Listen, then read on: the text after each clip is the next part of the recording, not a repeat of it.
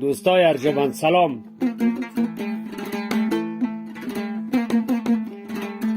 گاهی یگان داستان خنده‌دار خدمت شما می سرایم، به خاطر که در دلای شما از خدا می خواهیم که شادی باشد. اول یک چیز عرض بکنم، همیشه یگان کس که یگان چیز خدا به فروش می رساند حتما چیز خوبی نیست. اگر حیوانات باشد، یا شیر نمیدید، یا گاوی گریزی است، یا لنگ است، یا کور است، یا یگان عیبی دارد که حتما او را می فروشد. این داستان اصلا به ما قاضی صاحب مویز جان از غچان روان کده. قصه را قسم کده که اکی میبلا یک مردکی که نام خدا گاوجلاب بوده و میشه گاوا را می خریده. البته گاوای غچان خوبش است، همیشه از غچان می خریده، خصوصا از اکی فیضی نور. یاد یکی فیضی نور و میبلا هم بخیر که حالی نامشان همو تو دیگه میبراید که همه مردم میشناسنشان.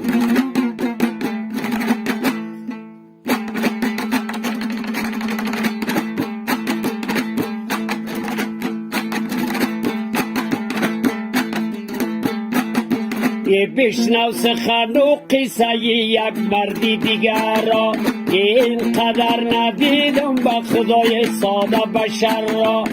وقتی که خدا تافت از یک بنده نظر را، نه کور شناسد نه کلو بیدم بر لب را، نه کور شناسد نه کلو بیدم بکر را، نه شاخ ببیند در دو چشم و لب و سر راوی.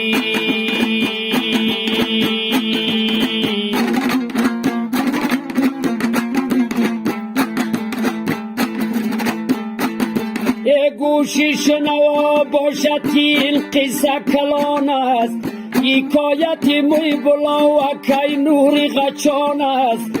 از دادن نگاهش و دلی خیلی نگران است، پول رفت از جیبش ولی خیلی پشیمان است. سنگی زند و تا شکند کاسه سر راوی.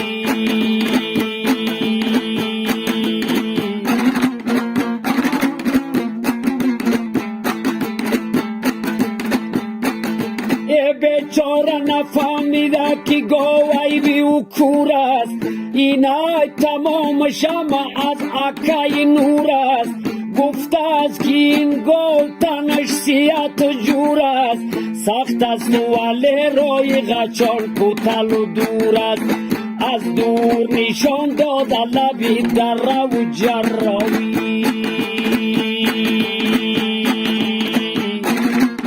البته گفته با اینمی را برای اینمی جو راست نفهمیده که برای گاوم کور چشمش هم از همون سنی داره کور بوده. ای گاو پیش و خودش پشتی سر یردش پرایشان، سراخم و دردست خودش نخته و حیران.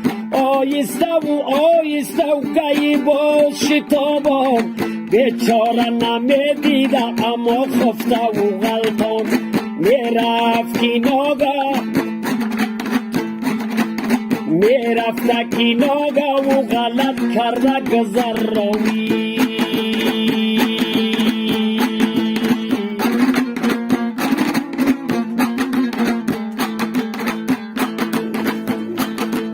زنده باشه مویز جان.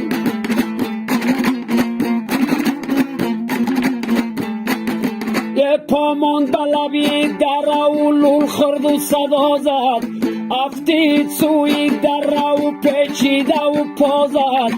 از دست صاحب داد به دربار خدا زد، می بدیلش گفت که کجا رفت و کجا زد. فریاد از دامن کوسار پسر روی، فریاد زده از دامن کوسار پسر روی البا گفته بچه بیا که تو غلطی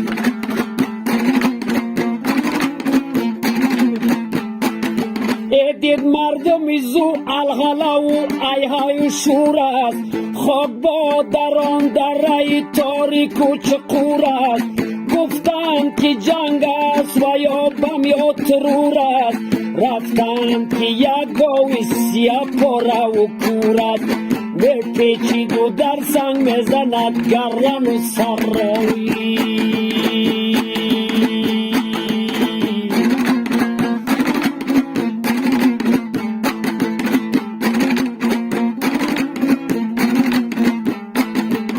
این قصه که بالا شد و در منطقه شد چاو همسر که شنید قصه را میگفت که الله گو گایم تو به ما قلبگر و خادم و پرتو صد ظلم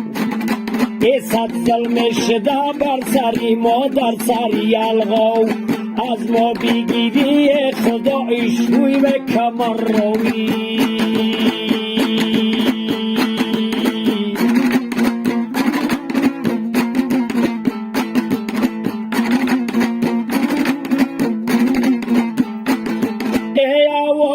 رسید زود بغان مردمی غچان گفتند که یک گو شده توتا و تلقان پار شده از غوجک و خونا و بدندان چوب و رسن و زینه برد چابک و چرخان چوب و رسن و زینه برد چابک و چرخان بر قوم یکی نور ببرد زود خبر روی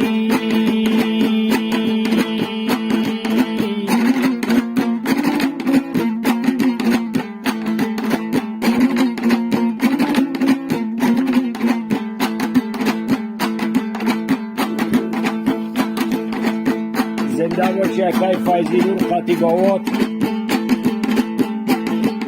ریختن به سرش مردمی زو مردمی همکار بیچاره چقدر درد کشید پیچیده چون مار میگرید و مینالد و بردن لبی جوبار هم ناله به دل داشت و دست گله و آزار از واسیلی میرزا مدم اینا وقتی اشر روی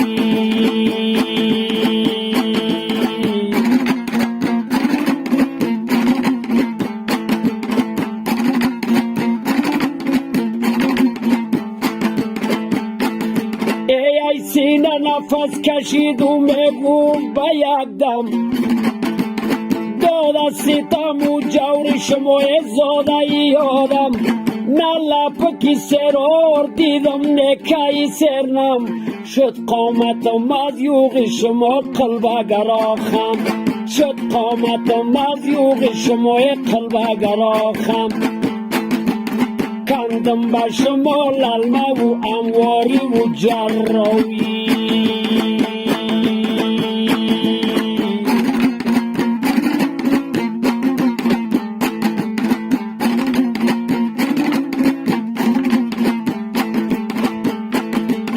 گو میگد ندیدم به خدای لحظه راحت کردم به علفای ترش کردم قناعت کردم به علفای ترش کرده قناعت بودم به زمستانم شب زیر ملامت صد زخمی زبان خوردم نبودم سلامت این قصه بیان کرد و لبای گفت جیان روی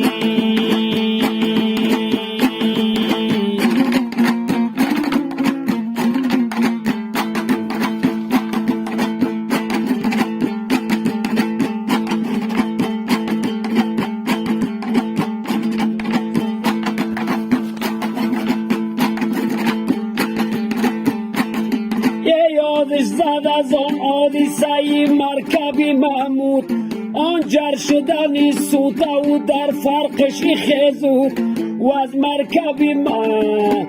مرکبی اکبر کشده غرب در آن رود گفتا که زیبه داد شما زاده نمرود نگاه امان دادونم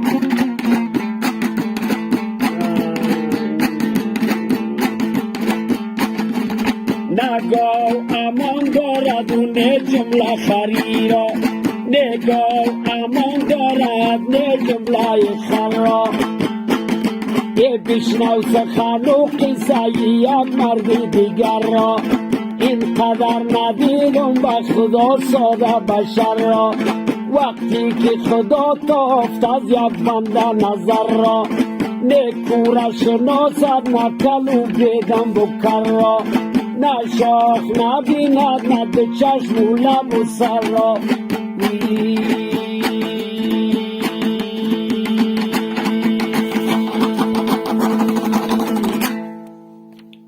و میز جان یادگار باشه.